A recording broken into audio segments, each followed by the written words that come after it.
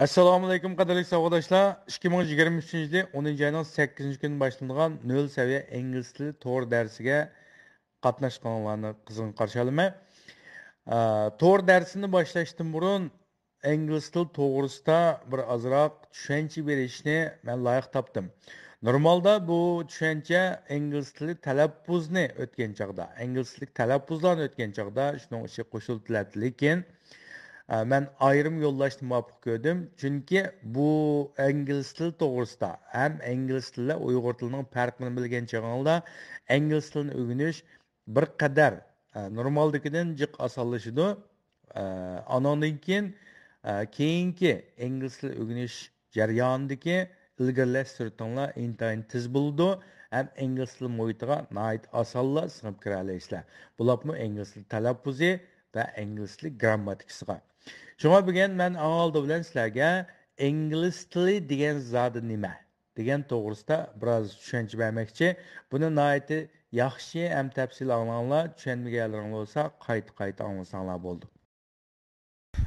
Bu masalani men 4 tur bo'yicha sizlarga nihoyat qisqalam tushuntirib qo'yaman. Eng bilan bizningki bilish keraklik bir narsamiz ingliz tili va uyg'ur tili. Ingliz tili va uyg'ur tilidagi farqlar zot nima? Ingliz tili qanday til, uyg'ur tili qanday til? Buni bilgan chog'ingizda aningdan keyin qaymoq qolmaysizlar dars boshlagan chog'da. Ikkinchisi ingliz tilining unumli va tiz o'rganish usuli. Ingliz tilini qanday qanchalik unumli ham tiz o'rganib mangimiz degan masala ustida to'xtalamiz. Uchinchi bo'lib, nima uchun ko'pincha odamlar ömrünün neçə qatam ingliz tili öyrənişini başlaydı, taşlayıb ötüdü. Bu to'g'riliq to'xtalamiz. Nima uchun shunday bo'ldi? Bizning darsimiz bu masalani qanday hal qildi degan to'g'riliq. Qisqa darsimizni o'rinlashtirish to'g'riliq, ya'ni qisqacha tushuncha berma.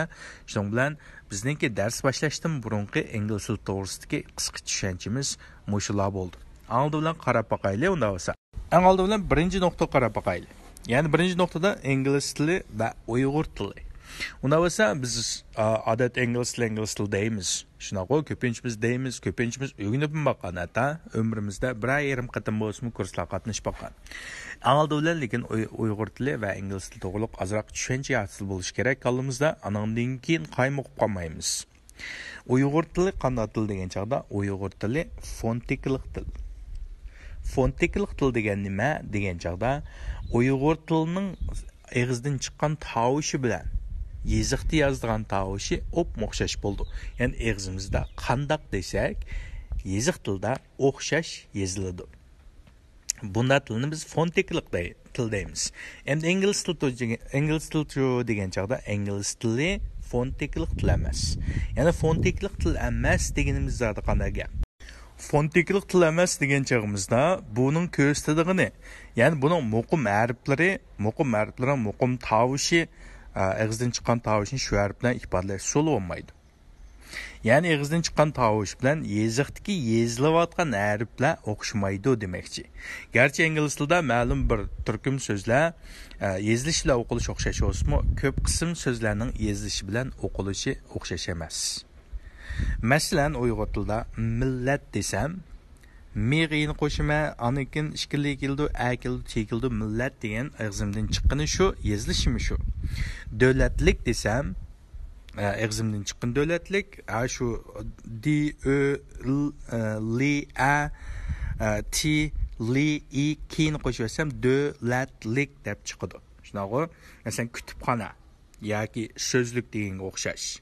Yani uyg'ur tilida bu so'zlarningki deyilishi, ya'ni og'izdan chiqishi bilan yezilishi, ya'ni bizning harflarimiz orqali ifodalanib chiqishi qanday ekan, o'xshaydi ekan. Shunga bu yeziqda qanday yezilsa, shuni qo'shib o'qisak, unda vaqtida bizning o'qilish chiqadi ekan.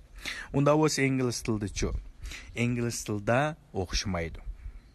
Ya'ni o'qilishi bilan yezilishi o'xshamaydi. Masalan, millat deganni ingliz tilida nation deydi.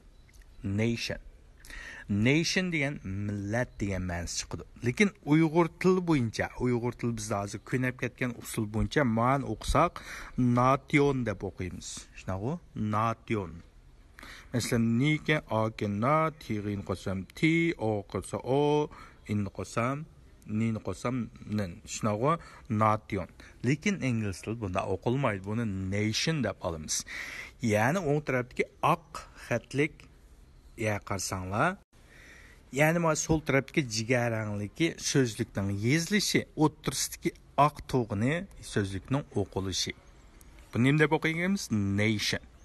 Masalan, davlat, millat deganda u nation dedik, yoki davlat deganda ham nation deymiz. Endi davlatlik desamchi. Endi buni national deyman. O'ttirdagi o'qilishi qarab o'qiyman. National. Endi Uyg'ur tilidagi bizningki kunab ketgan, ya'ni kallimizning ishlash prinsipiga qarasanglar, national deb o'qiysizlar, lekin ingliz tilida o'qiydigan national. National. Aykin masalan, kutubxona deganni ingliz tilida library, library. Bu yerdagi shu so'zlikning yezish bo'yicha o'qsanglar library deb o'qiysizlar. Unda vaqtida bu xato bo'ldi-ku. Ya'ni Uyg'urcha tafakkurla o'qisanglar. Ya'ni ingliz tilida so'zlikning yezishi bilan o'qilishi o'xshamaydi-ku. Masalan, vocabulary. Masalan, so'zlik. Vocabulary degan so'zlik degan gap, buning yezilishi sol tarafdagi jigarrang, o'qilishi o'ttirsidagi oq ranglik o'qilish. Ya'ni ingliz til talaffuzi degan nimani ko'rsatadi degan chaqda o'ttirsidagi oq ranglik o'qilishini ko'rsatadi. Endi bu hammasining ashundami, bu cheksizmi talaffuz, cheksiz emas. Ingliz tilida 48 tovush bor. 48 tovush bor. Amerika ingliz tilida 44 tovush bor. Endi bu yerda tovush deganimiz Uyg'ur tilidagi harf bilan o'xshashmaydi. Ya'ni Uyg'ur tilidagi 32 harfni bilib olsak, uni qo'shib o'qish qoidasini bir mezgil o'rgansak, qanday bo'ldi? Uni o'qib ketalaymiz. Shunga ag'alni qilsak, almani qilsak, alma deyalamiz. Endi ingliz tilida-chi, ingliz tilida harflar ayrimkan, talaffuz ayrimkan. Talaffuz degan o'tirdiki, oq ranglik tug'ni dal bizning Uyg'ur tilidagi nim bilan o'xshaydi, harflar bilan o'xshaydi. Bizning eng oldinligimiz shunga talaffuz. Talaffuzni o'rgangandan keyin buni Uyg'ur tilining harflariga o'xshash qo'shib o'qig'il bo'ldi. Har qanday lug'at qarasanglar, ingliz tilida so'zlik berilgan, so'zlikning yon tarafiga buning o'qilishi berilgan. Ya'ni bu talaffuz ya tovushlarni o'rgangan chog'imizda, harflarni emas, tovushlarni o'rgangan chog'imizda Uyg'ur tiliga o'xshash qo'shib o'qsak, dal ash so'zning o'qilishi chiqadi. Bu yer azroq farq bor, uni vaqt kelgan chog'da birma. Shunlashqa bu ikki tilning farqi, ya'ni ingliz tili fonetiklik til emaskan, shunlashqa har bir so'zning o'qilishini yangi so'z o'rgangan chog'imizda cho'qim bir qatim o'rganamiz. Buni o'zimiz xohlagancha o'qib olsak bo'lmaydi-ku demakchi. Endi favqulodda yaxshi ma'lum saviyaga, yuqori saviyaga yetgan chog'da ba'zi so'zlarningki o'qilishi tajribaga asosan to'g'ri chiqib qoladi. Lekin ko'pincha avvallasida yangi so'zlar bo'lsa, hatto xeyli bir o'qigan odamlarmi avval lug'at qarab, lug'atdan o'qilish orqali o'qiydi. Nurg'u elektronlik lug'atlar bor bo'lmadim. Elektronlik lug'atlar o'qib birdigo, masalan, to'rlarda o'qib birdigo, lekin bu aniq chiqmaydi. Bu o'qilishi aniq chiqmaydi. Siz aniq talaffuzni chiqarolmaysizlar. Aniq talaffuzni chiqarolmaysizlar yoki aniq ashni to'g'rab ololmaysizlar. Anonimkin bu ovozlarni aniq chiqmasligi mumkin. Unda sharoit qanday avval yuz berdi? Siz o'zingizga ishonmaysiz, mush talaffuz to'g'rimi yoki xatomi degan shikilnish ichida bo'lib qolsizlar. Shuning bilan gacha ingliz tili bo'lib qoldi. Ya'ni gacha ingliz tili deganimiz ingliz tilini bildi, so'zlaydi og'zidan chiqmaydi. Nima uchun chiqmaydi deganning muhim bir sababining birisi, garchi bilib turib og'izdan talaffuzning chiqmasligidagi muhim sabablarning birisi ishonch qilolmaslik. Siz yolg'on so'zlagan chog'da yoki ma'lum bir o'zingizlar bilmagan bir gapni degan chog'ingizda tutotlaysizlar yoki gachilisizlar yoki ravon chiqmaydi. Shunda avvalasta gap qilolmaysiz. Tilmi o'xshash. Agar bir tilni o'rgangan chog'ingizda sizning mush talaffuzi aniq mushta chiqdi deganni jazm qilamisanlar, og'zingiz ochilmaydi. Shunlashqa bizning eng avval o'rganganimiz nimkan? Uyg'ur tilidagi 32 harfga o'xshash ingliz tilidagi 48 tovushni o'rganib o'tamiz. Andan keyin bu tovushlarni qo'shib o'qish qoidasini o'rganib o'tamiz. Shuning bilan har qanday yangi so'z chiqsa, buning aniq 100% to'g'ri o'qish holatini bilsizlar, og'iz tillar intayin tiz chiqadi. Mana bu ingliz tili bilan Uyg'ur tili o'rtasidagi farqlar va ingliz tilini o'rganish jarayonidagi bizning diqqat qiladigan eng muhim nuqtamizdan birisi. Shunga talaffuzni cho'qim o'rganamiz. Talaffuzni cho'qim o'rganamiz. Endi boshda o'ylaysizlar, talaffuzni o'rganish jarayonida təsminimi deb o'ylaysizlar. Hargiz unda o'ylashga bo'lmaydi. Har qanday tilning boshlanishi agar o'lchamlik usul bilan o'rgansanglar, sal ta'sir hisoblanadi, lekin unchalar ta'sir emas. Chunki biz bu bir qatam o'rgatib qo'yib bo'ldi qilmaymiz. Har saytlik darsimizda qo'shib o'qish qoidasini, har bir yangi so'zni o'qib qo'ygan chaqda buning nima uchun bunday o'qilganligini yan tarafga o'qilish usuli yoki o'qilishga qarab turib qo'shib o'qishni o'rganamiz. Shu orqali o'rganib ketisizlar. O'zingizga ishonchli bo'ldi, eg'zingizlar tez ochiladi. Ingliz til sharoitiga kirsangizmi, tizlam yerliklardek so'zlaydigan holatga yetalaysizlar. Agar bo'lmay qilib, ko'chalarda yoki ingliz til so'zlaydigan davlatga berib o'rgansam bo'ldi-ku deb o'ylab olsanglar, vaqtida cheksiz xatolashgan bo'lasizlar. Endi keyingi nuqta qarab boqaylik. Endi keyingi nuqtada biz ingliz tilidagi ikki cho'ng talaffuz ne ko'rib o'tamiz. Inglizlik ikki cho'ng talaffuz, birsi Amerika talaffuzi, yana birsi Angliya talaffuzi deb ikki cho'ng talaffuzga bo'lindi. Albatta bu yerda Pokiston talaffuzi, Hindiston talaffuzi, Afrika talaffuzi, Avstraliya talaffuzi, yana bizim talaffuz deydigan talaffuzlar bor. Lekin bu hammasi bu ikki cho'ng kategoriyaning ichida asosan cho'gilab yuradi. Ba'zi yerliklar o'zlashtirib olgan talaffuzni sizlarning ko'rishingizni aytdik, faqat buni tushensanglar bo'ldi. Sizlar o'lchamlik talaffuzda so'zlasanglar bo'ldi. Chunki til degan eng o'lchamlik shaklda o'rgangan chaqda anondan keyin haqiqiy turda o'zingizga manfaat qildi. Xo'sh, shunda bo'lsa Amerika talaffuzi, Angliya talaffuzi degan so'zni nima degan gap? Ya'ni inglizlar o'xshash bir so'zni angliyaliklar va amerikaliklar ma'lum darajada azroq yerlarni o'xshamagan holda talaffuz qildi. Mana bu Angliya talaffuzi va Amerika talaffuzi deyildi. Masalan, o'xshash bir so'zga qarab boqaylik. Masalan, ghost. Ghost degan arvoh degan gap. Yoki jin deymiz-ku, ghost. Ham buni Amerika talaffuzida o chiqirdi. Serqiya qarsanglar o'qilishdan keyin amerikaliklar o chiqirdi. Ghost, o deb chiqirdi. Angliklar o deb chiqirdi. Ghost, ghost deydi. Ghost, ghost. Amerikaliklar o deb chiqirdi ekan, angliklar o deb chiqirdi ekan. Endi masalan demokratiya degan so'zga qanilgan. Angliklar democracy deydi. Democracy. O chiqirdi, amerikaliklar democracy. Democracy deb chiqirdi. Ya'ni demokratiya degan. Birisi democracy deydigan, ya'ni birisi nima ekan? Democracy.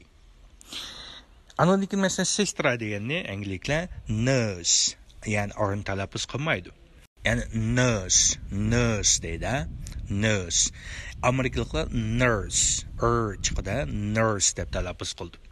Demakchi, Angliya talaffuzi va Amerika talaffuzi farq qildi ekan. Unda bo'lsa, xo'sh, bizning darsimizda qaysi talaffuzni o'rganamiz? Amerika talaffuzini o'rganamiz. Nima uchun degan chaqda Amerika talaffuzi tiz chiqdi. Buning qisqartirgan yerlari yo'q, anondan keyin talaffuz tiz chiqdi. Ya'ni biz Amerika talaffuzini o'rgangan chog'imizda, ya'ni tiz so'zlaydigan odamning gapini tushungan chog'imizda, asl so'zlaydigan odamning gapini cho'qim tushungil bo'ldi. Masalan, Amerika talaffuzini o'rgangan chog'imizda tiz chiqdi bu. Ma'lum bir angliylik so'zlagan chog'da u sal ostroq so'zlaydi, vaqtida uning gapini to'liq tushuna olamiz. Agar biz ost so'zlaydigan talaffuzni o'rgansak, tiz so'zlaydigan talaffuzni bilib olmaymiz. Shunga nurg'un odamlar garchi ingliz til bilsa-mu, ya'ni bilaman deb qarasa-mu o'zini. Masalan, amerikaliklar so'zlagan. Amerikaliklar masalan ma'lum bir gapni 5-10 minutlik bir narsani degan chog'da uning ko'p qism yerlarini uqmasligidagi sabab u Amerika talaffuzini o'rganmagan. Ya'ni amerikaliklarning til so'zlash usulini o'rganmay, o'z xohlagan so'zlaydigan yoki asti so'zlaydigan bir xil usulni o'rgangan, shunga u amerikaliklarni tushunmay, amerikaliklar gap qilgan chog'da tushunib olmaydi. Çoğunlaşqa bizden ögündüğümüz Amerika talaffuzu yani tiz sözləndiğən talaffuz. Tiz sözlənişdən başqa bunun talaffuz qismində azraq fərqlər var. Mən ikisinin fərqini dəb ötəb gitmə, dəbirmə sözlükləri çıxan çağda bunu dəbirmə şu arqılıq hər iki talaffuzunu ayet yaxşı bilələysizlər, lekin asas qaldığımız yanlar nimkən Amerika talaffuzu. Əmdə keyinki nöqtəyə qarab baxaylı. Hem keyingi nokta ingliz tilini zaten qandaq qilgan chaqda eng unumli o'rganil bo'ldi. Andan keyin nima uchun ko'pinchalar voz kechidi. Eng unumli o'rganishning usuli ingliz fonetiksiz tillarni oldi bilan buning tovush qismini intayin yaxshi bilish. Tovush qismini bilgan chog'ingizda o'zingizga talaffuz jihatda ishonching to'liq bo'ldi, eg'zingizning tez ochiladi. Eg'zalnay tez ochiladi. Bundan boshqa grammatika. Grammatikani o'z ona tilingizda intayin yaxshi bilishingiz kerak. Ba'zi o'ylaydi, men ashna sharoitga kirsam o'ginib ketaman deb. Bu butunlay quruq gap. Bizning kallimizdan o'tmagan emas, o'tgan. Bizning kallimizdan o'tgan. Masalan, vatanda biz kunda masalan boshqa bir tilda so'zlashni davomli qana qilamiz, majbur bo'lamiz. Ash sharoit turamiz. Lekin qanchalik bir odam o'ginib ketadi, o'ginib ketamidi. Atrofingga qarsanglarmi, masalan, chet ellarda xeyli uzun turgan ba'zi odamlar nima uchun ingliz tilini yanada so'zlayolmaydi yoki so'zlashim nihoyatda turmushga oddiy gaplarni bildi, boshqa gaplarni bilmaydi. Chunki buning asosi, ya'ni ingliz tilidagi asos yaxshi emas. Agar asos yaxshilanib qolib qolsa, ingliz tili sharoitiga kirgandan keyin intayin tez ilgirlab ketgan bo'ldi. Agar u asosi o'zining tilida uning grammatik qismi talaffuz chiqarish usuli degandek narsani bilmay, u sharoitlar o'rganib olaman desa, u faqat ko'cha ingliz tilini o'rganadi. Masalan, yatdim, qopdim, nagvadim, qandaroq ahvoling, shu gaplarni yaxshi deyalaydi. Qolgan sal murakkab bo'lib qolsa, buni yaxshi deyolmaydi. Chunki u tilga nisbatan o'z ona tilida yoki nihoyatda aniq bir usulda talaffuz va grammatikasini ko'rmagan. Shunlashqa yaxshi o'rgangan olmaydi. Til o'rganishda eng oldinda o'rganadiganimiz shu tilninki talaffuzi. Eng muhim til degan og'iz deyiladigan narsa bo'lgach, talaffuzni o'rganamiz, andan keyin grammatikasini o'rganamiz.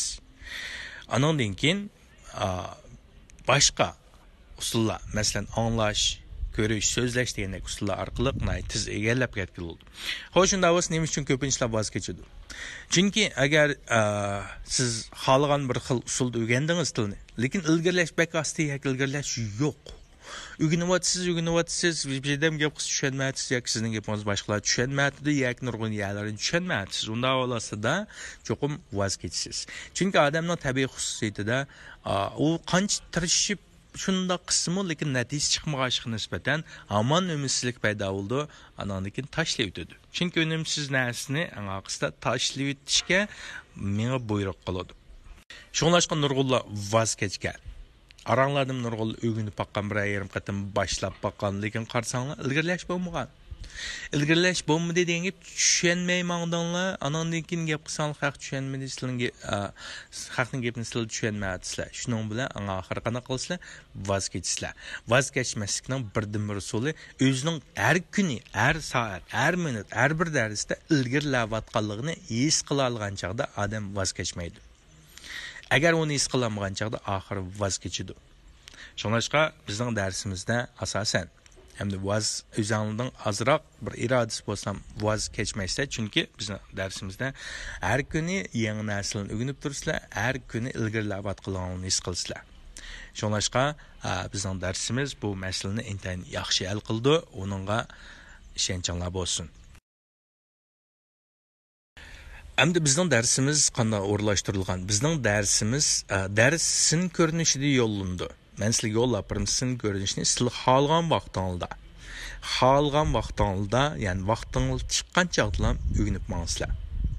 O'rganib mang'andan keyin haftada 2 qatimdan 3 qatimgacha, 2 qatim normal, 2 qatim mashq dars olib boramiz. O'tilgan darslarningki mashqini olib boramiz. Mashq dars nimalarni o'z ichiga oldi? Talaffuz, grammatika, o'tilgan darsning teksti, so'zlik degandek mashqlarni o'z ichiga oldi. Andan keyin topshiriq qismi so'zliklarni va tekstni ko'chirib berasiz. Tekstni yodlash yoki anqamda pishib o'qish topshiriqi berildi normal havolasida. Ham dars vaqtida sizlar uni o'qib birsizlar. O'qigandan keyin men tuzitib berma, talaffuz yoki boshqa jihatlarni tuzitib berma. Andan keyin talaffuz mashqi, tarjima mashqi, so'zlash mashqi olib boramiz mashq darsida. Shu orqali darsning unumi kapolatli qilgan bo'ldi. Esonlarda bo'lsin, faqat dars unimining 60% tashkil qildi. Ya'ni darsni yaxshi ko'rishinglar. 60% tashkil qildi. 40% butunlay mashq darsiga bog'liq. Chunki mashq darsida sizlarning kallangiz aydinlanmagan nurg'un narsalar bo'ldi. Sizlar aniq qilamagan nurg'un talaffuzlar bo'ldi. Men tuzitib berma, xato qilib qolsang, nima uchun xato qilganingda deb berma, nima uchun jumlani xato tarjima qilganingda deb berma. Shu orqali sizlar nimani bilasizlar? Ya'ni shu orqali sizlar nihoyatda uchuq, aniq bir uqumga ega bo'lsizlar, ilgarilashinglar tez bo'ldi.